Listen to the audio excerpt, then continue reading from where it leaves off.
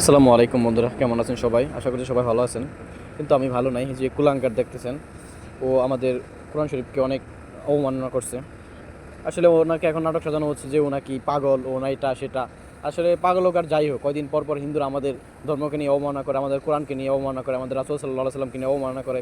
আর পরিশেষে বলা হয় যে আইডি হ্যাক হয়েছে, না হলে বলা হয় যে সে অসুস্থ, মানসিক সমস্যা। মানসিক সমস্যা হোক, সে যা ইচ্ছা তা হোক, কোনো সমস্যা নেই। কিন্তু শুধু মানসিক সমস্যা হলে মানুষ কোরআন নিয়ে শুধু অবমাননা করে, ধর্ম নিয়ে অবমাননা করে।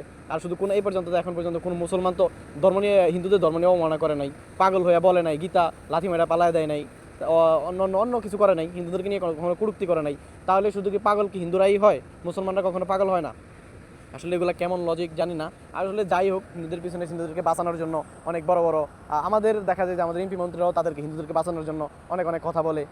এই পূজা নিয়ে পরিশেষে হাত জোর করে বলবো, তাকে যেন কোনো মতে ক্ষমা না করা হয়। তাকে যেন আইনের আওতায় এনে তাকে কঠিন শাস্তির ব্যবস্থা করা হয়। এটাই সবার কাছে দাবি থাকবে, পুলিশ প্রশাসনের কাছে দাবি থাকবে, সকল ধর্মপ্রাণ মুসলমান ভাইদের কাছে এটাই দাবি থাকবে আমার। তাকে যেন কোনো মতে ক্ষমা না করা হয়। দ্বিতীয় কোনো কুলাঙ্গার যেন কখনো এরকম সাহস না করে।